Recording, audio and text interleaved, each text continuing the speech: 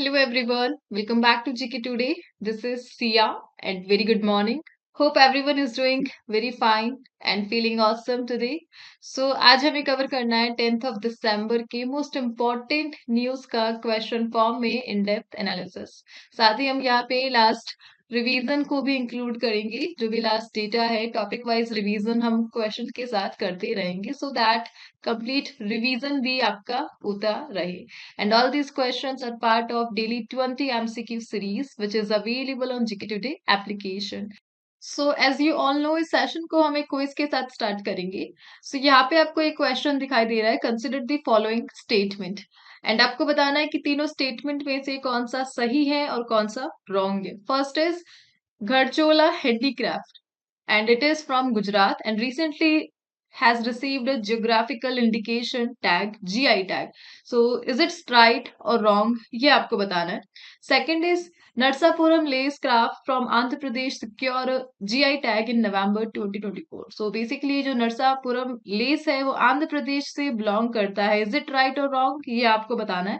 And next is Bodo रकम Bodo ओंडला and eri silk ये तीनों प्रोडक्ट आसाम के हैं एंड इज इट राइट और रॉन्ग ये आपको बताना है। सो तीनों स्टेटमेंट में से कौन सा सही है और कौन सा रॉन्ग है you have to answer in the comment box. Now आज का सेशन स्टार्ट करते with the very first question और यहाँ पे हम एक इम्पॉर्टेंट डिस्प्यूट को भी डिस्कस करने वाले जो कि रिसेंटली हाईलाइट बना हुआ है। First question is which country has been chosen to chair the 68th session of the Commission on Narcotic Drugs?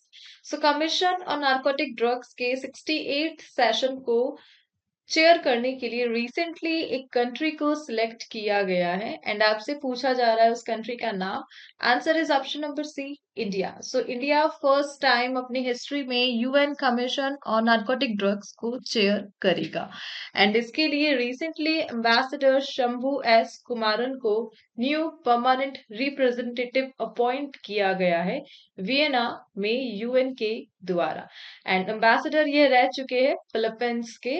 इससे पहले अदर कंट्रीज में इंडिया को रिप्रेजेंट कर चुके हैं ambassador Shambhu S Kumaran right. And C&D एक की रिस्पॉन्सिबल बॉडी है जिसे यूएन ने स्टार्ट किया था 1946 में ग्लोबल ड्रग पॉलिसीज को रेगुलेट करने के लिए, ड्रग्स को कंट्रोल करने के लिए, मॉनिटर करने के लिए और इसके लिए एनुअली मीटिंग कहाँ पर होती है? वियना ऑस्ट्रिया में होती है एंड रिसेंटली वियना में शंभू एस कुमारन को परमानेंट रिप्रेजेंटेटिव अपॉइंट किया गया है।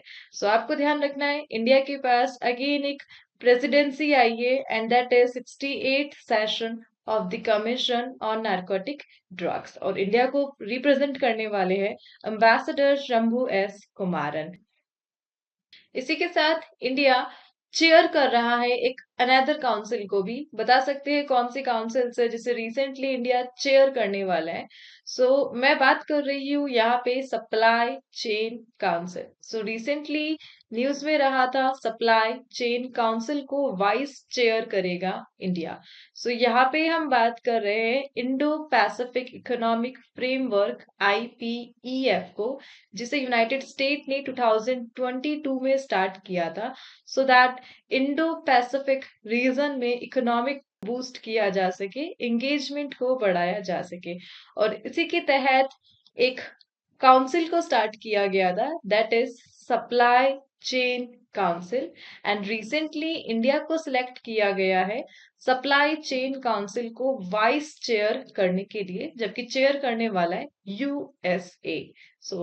इंडिया वाइस चेयर करेगा सप्लाई चेन काउंसिल को और बेसिकली यहाँ पर 14 मेंबर है इंडो पैसिफिक इकोनॉमिक फ्रेमवर्क को। मेजरली आपको ये दो बॉडीज का नाम ध्यान रखना है। एक तो CND हो गया जिसे इंडिया चेयर करेगा और एक सेकेंड सप्लाई चेन काउंसिल जिसे इंडिया वाइस चेयर करने वाला है। Now let's move to the next one. Next one is Angami tribe is primarily found in which state? Recently Angami जनजाति यह न्यूज में थी और प्राइमरली कौन से स्टेट में पाई जाती है Angami tribe? Answer is option number C Nagaland. So Nagaland में पाई जाती है Angami Naga tribe and recently 1500 members ने पार्टिसिपेट किया था हॉर्नबिल फेस्टिवल, जो कि नागालैंड का स्टेट फेस्टिवल है, और यहाँ पे अपने हेरिटेज को शो किया था अंगामी ट्राइब ने। दैट्स वाई ये ट्राइब अभी न्यूज में रही थी। बेसिकली ये जो ट्राइब है ये कोहिमा में रहती है, कोहिमा जो कि नागालैंड की कैपिटल है, एंड म्यांमार से माइग्रेट होकर ये इंडिया पहुंची है, एंड मणिपुर में भी देखने को मिलती है। इनकी जो लैंग्वेज है, यूजुअली यह नागामीज यूज करते हैं, प्लस तेनिती लैंग्वेज को भी यह यूज करते। एंड इनका एक फेस्टिवल भी है, that is Sekrenyi festival. So Sekrenyi festival को भी ध्यान रखना है आपको। अंगामी ट्राइब का है Sekrenyi festival, and Angami tribe generally यह बिलोंग करता है नागालैंड से। सो इस बार नागालैंड काफी न्यूज में रहा है, काफी सारे क्वेश्चंस हमने देख लिए नागालैंड से रिलेटेड। अभी इनका स्टेट फेस्टिवल देखा था।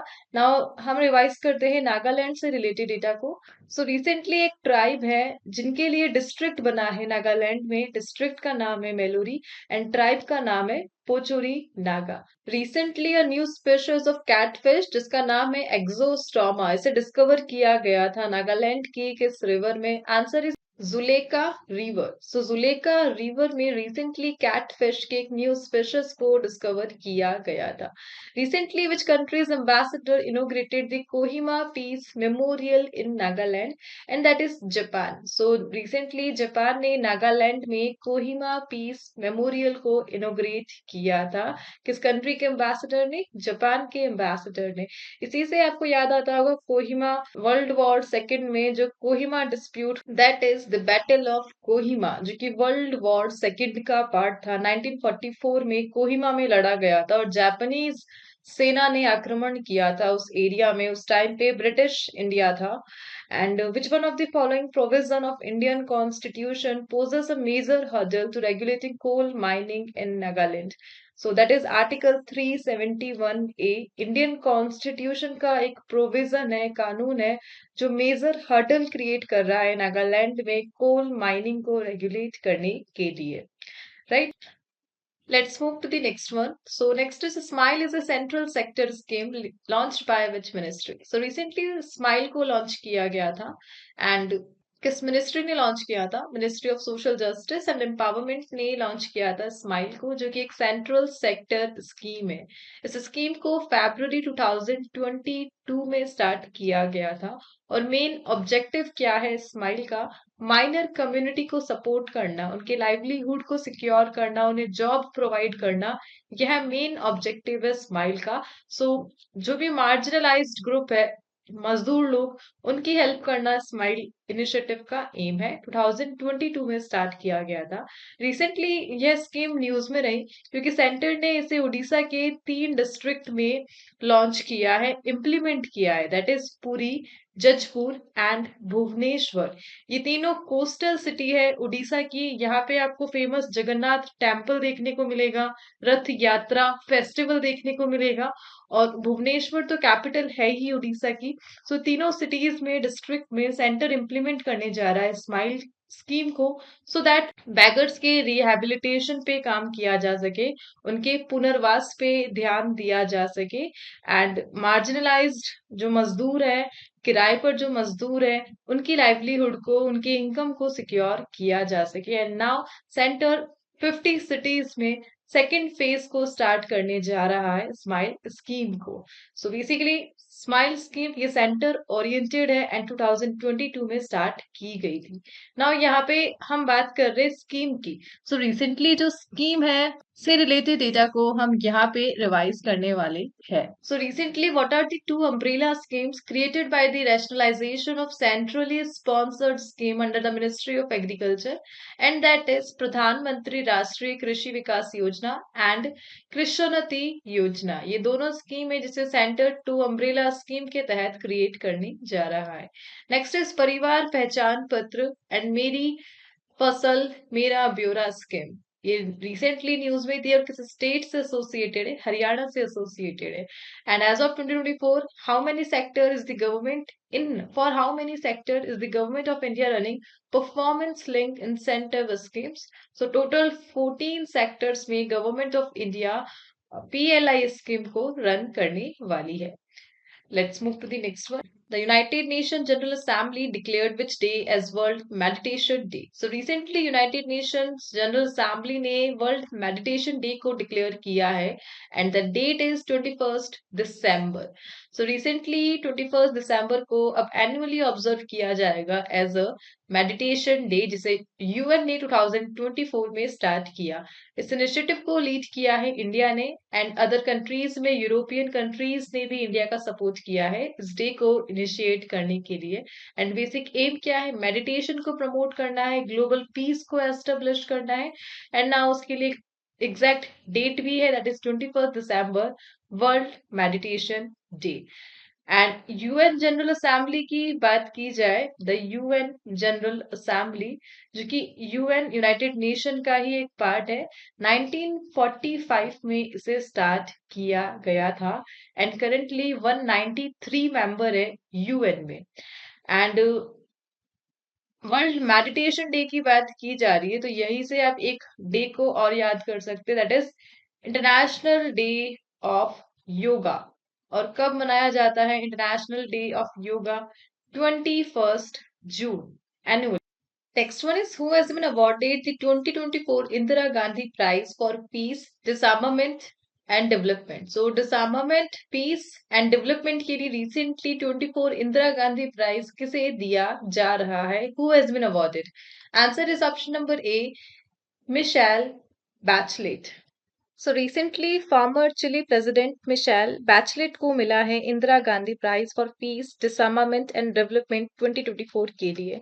सो उनको यह प्राइज जेंडर इक्वालिटी के लिए, ह्यूमन राइट के लिए, डेमोक्रेसी में प्रॉपर काम करने के लिए ये अवार्ड इंडिया ने दिया है। इस अवार्ड के साथ 10 मिलियन रुपीज इन्हें कैश प्राइज दिया जाएगा, एक ट्रॉफी दी जाएगी, एक साइटेशन दिया जाएगा और इन्हें सिलेक्ट किया गया है by the Indira Gandhi memorial trust jury. So आपको ध्यान रखना है, रिसेंट इंदिरा गांधी प्राइज ये मिशेल बैचलेट को मिला है और यह चिली की फॉर्मर प्रेसिडेंट रह चुकी है। चिली बेसिकली ये साउथ अमेरिका में लोकेटेड है। Let's move to the next one. Under the Digital Agriculture Mission, which state become the first in the country to generate farmers ID for 25% of farmers? So recently digital agriculture mission के तहत India में ऐसा पहला राज्य जिसने अपने 25% किसानों के लिए फार्मर आईडी को इनिशिएट किया है और इस प्रकार वह बन चुका है ऐसा करने वाला पहला राज्य।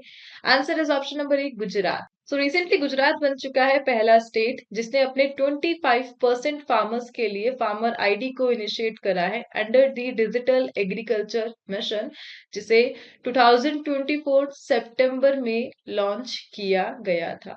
सो फार्मर आईडी एक यूनिक कंसेप्ट है, ये डिजिटल आइडेंटिटी की तरह काम करेगा जो आधार से ऑलरेडी लिंक्ड रहेगा और इस प्रकार स्टेट के पास उनके जो इम्पोर्टेंट फार्मर्स है उनका डेटा रहेगा एंड इस प्रकार जितने भी गवर्नमेंट स्कीम्स रहेगी वो प्रॉपर इन किसानों तक पहुंचती रहेगी और इनका लाभ वह उठाते रहेंगे। प्लस लोन्स में लोन इजीली अवेलेबल किया जा सकेगा, एग्रीकल्चरल सर्विसेज इजीली प्रोवाइड की जा सकेगी। इसी प्रकार जो other state just like Madhya Pradesh, वहां पे 9% किसानों को फार्मर आईडी दी गई है, महाराष्ट्र में 2% को दी गई है फार्मर आईडी जनरेट करने का। यह डेटा अभी इन दो स्टेट से सामने आया है एंड नाउ गुजरात में 25% किसानों का डेटा सामने आया है।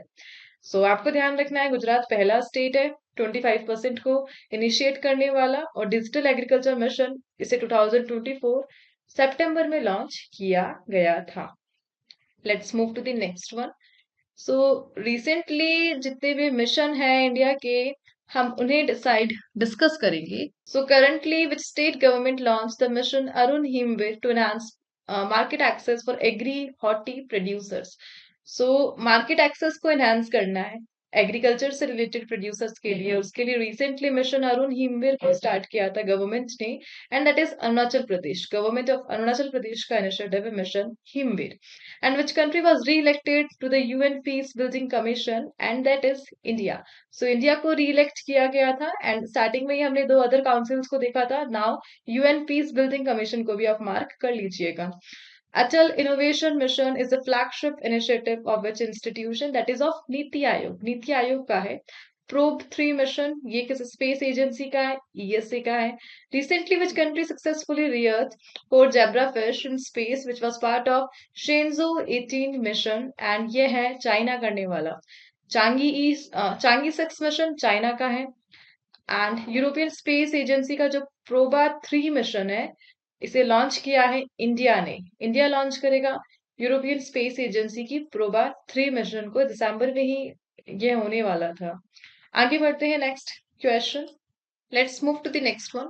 Polavaram multi-purpose project, which was seen in the news, is located in which state? So, किस state में located है Polavaram multi-purpose project? So, the answer is option number C, Andhra Pradesh. Andhra Pradesh में located है।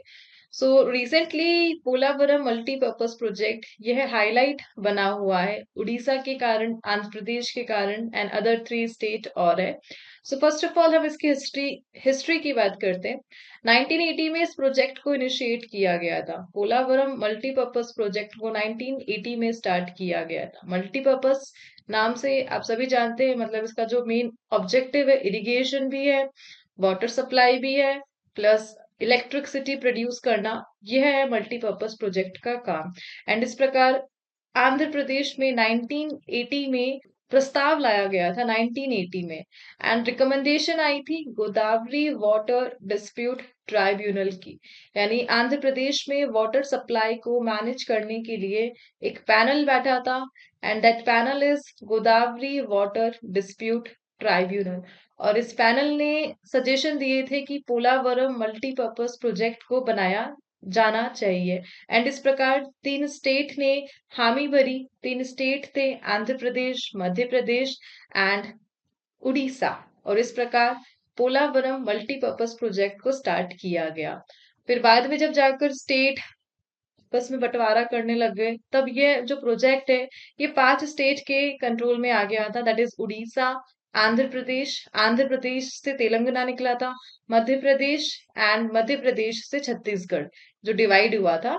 अब 5 state के around में ये project आ गया, एंड रिसेंटली उड़ीसा ने क्लेम किया है कि इस प्रोजेक्ट के कारण उड़ीसा का जो मेन लैंड है, उड़ीसा का एक डिस्ट्रिक्ट है, वह पानी में डूब जाएगा, ऐसा क्लेम है उड़ीसा का। सो बेसिकली अभी तक उड़ीसा में बीडीपी यानी नवीन पटनायक की गवर्नमेंट थी, बट नाउ 2024 में बीजेपी आई है, एंड इस कारण एक पॉलिटिकल सिनेरियो बताया जा रहा है न्यूज में। एंड उड़ीसा क्लेम कर रहा है कि अगर ये प्रोजेक्ट स्टार्ट होता है तो इससे हार्म होने वाली है उड़ीसा को, और इसका जो पानी है वो उड़ीसा के एक जगह को, डिस्ट्रिक्ट को पूरा पानी में डुबो देगा, ऐसा क्लेम है उड़ीसा का। एंड इसलिए रिसेंटली उड़ीसा ने इसको एक डिस्प्यूट के तरह कन्वर्ट कर दिया है, एंड यह न्यूज में है।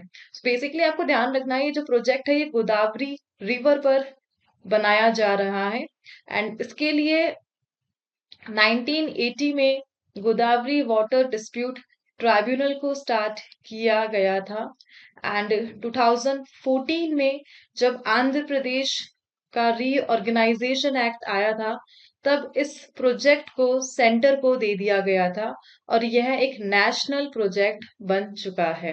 एंड आल्सो अभी करंटली 2 पॉइंट इंपॉर्टेंट है जिस कारण डिस्प्यूट चल रहा है।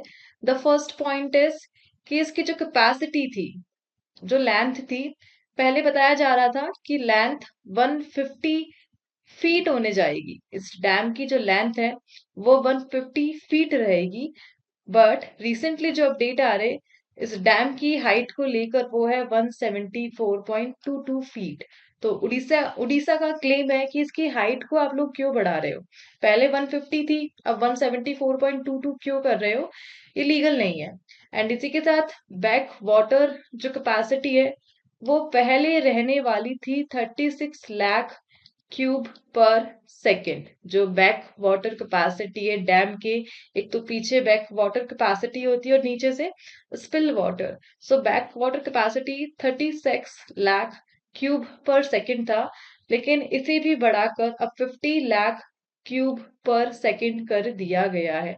सो इन दो पॉइंट्स के कारण डिस्प्यूट बना हुआ है उड़ीसा एंड आंध्र प्रदेश में पोलावरम मल्टीपर्पज प्रोजेक्ट को लेकर। फर्स्ट इज की जो हाइट है डैम की उसे चेंज कर दिया गया है, प्लस जो बैक वाटर कैपेसिटी है वह भी चेंज हो गई है। And now Polavaram at last Andhra Pradesh में लोकेटेड है। Let's move to the next one. Next is which state has become the first in India to fully integrate its procurement process with government e-marketplace. So एक ऐसा state first in India बन चुका है जिसने अपनी जो पूरी procurement process है, खरीदारी है, उसे fully integrate कर लिया है government e-marketplace के साथ, and that is Uttar Pradesh. So Uttar Pradesh काफी सारे काम कर रहा है अपनी इकोनॉमी को बूस्ट करने के लिए, अपने जीडीपी को बढ़ाने के लिए। उसी में से एक इनिशिएटिव है to fully integrate its procurement process with government e market place. So government e market place के साथ अपनी जितनी भी खरीदारी है उत्तर प्रदेश अब जीईएम पोर्टल से करेगा। यह न्यूज में आया एंड इस प्रकार ऐसा करने वाला पहला राज्य बन चुका है Uttar Pradesh. As per news state ने अपने स्टेट में 33 प्रोक्योरमेंट रूल को अबॉलिश कर दिया है 26 नवंबर 2024 को। एंड इस इंटीग्रेशन के साथ जो उत्तर प्रदेश है वो 2000 करोड़ की एनुअली सेविंग करने जा रहा है, ऐसा न्यूज में है उत्तर प्रदेश के अकॉर्डिंग। एंड ऑब्वियसली इससे इनकी जो इकोनॉमी है वो बढ़ेगी, इनके पास सेविंग्स तो आ ही रही है, ऑब्वियसली इन्वेस्टमेंट बढ़ेगा। सो आपको ध्यान रखना है first in India to fully integrate its procurement process with GeM and that is Uttar Pradesh. Now Uttar Pradesh से रिलेटेड जितने भी करंट न्यूज हैं हम उसे रिवाइज करेंगे। So recently the Uttar Pradesh government launch the first state's first double decker electric bus service in which city. Lucknow में first double decker bus service को launch किया है, इलेक्ट्रिक बस सर्विस को उत्तर प्रदेश ने। टर्टल वाइल्ड लाइफ सैंक्चुरी ये किस district में है उत्तर प्रदेश की? वाराणसी में है। And recently prime minister of India इन्होंने एक न्यू एयरपोर्ट को इनोग्रेट किया था उत्तर प्रदेश में उड़ान स्कीम के तहत, और एयरपोर्ट की लोकेशन है सहारनपुर में। न्यू एयरपोर्ट को रिसेंटली इनोग्रेट किया था पीएम मोदी ने। And recently the Uttar Pradesh government has establish country's first language museum of Hindi literature and Varanasi में स्टार्ट किया गया है। Rare brown vine snake recently Uttar Pradesh के एक वाइल्ड लाइफ पार्क में स्पॉट किया गया, that is Dudhwa national park. So Dudhwa national park ये उत्तर प्रदेश में है। Recently, second edition of UP International Trade Show was inaugurated in which region of Uttar Pradesh and Greater Noida में start किया गया था। Where will be the first semiconductor park in Uttar Pradesh be established? So Greater Noida में ही semiconductor park को establish करेगा Uttar Pradesh India की Semicon policy के साथ। Let's move to the next one. Next one is which country is the host of 2024 world weightlifting championship. So 2024 world weightlifting championship को कौन सा कंट्री होस्ट करेगा? Answer is option number B, Bahrain. So Bahrain host करने जा रहा है 2024 के edition को। सो बहरीन ये वेस्ट एशिया कॉन्टिनेंट में लोकेटेड है एंड इसकी जो कैपिटल है वो मनामा है। एंड इसी के साथ बहरीन के लिए ये फर्स्ट टाइम है 2024 वर्ल्ड वेट लिफ्टिंग चैंपियनशिप को होस्ट करना। इससे पहले 2022 में एशियन वेट लिफ्टिंग चैंपियनशिप को होस्ट कर चुका है बहरीन। एंड इस इवेंट में 500 एलिट वेट लिफ्टर्स पार्टिसिपेट करने वाले हैं, इंक्लूडिंग पेरिस 2024 गोल्ड मेडलिस्ट। इसी के साथ वर्ल्ड वेट लिफ्टिंग चैंपियनशिप ये कौन होस्ट करेगा? बहरीन होस्ट करेगा। नाउ हम इस क्वेश्चन के साथ रिसेंटली स्पोर्ट्स से रिलेटेड जो क्वेश्चंस है वो रिवाइज कर सकते हैं। So recently who has won women's singles title at the Bandigo International Challenge Badminton Tournament in Australia, and it is by Tanya Hemnath. And Manika Batra is associated with which sports, that is table tennis, and which institute recently unveiled plans to use technology to enhance India's chess capabilities. And इसके लिए recently IIT Madras ने अपने plans को unveil किया है. Who won the men's single title at the Heilbronn Nickel Cup 2024 Challenger Tennis Tournament in Germany, and the winner is Sumit Nagal.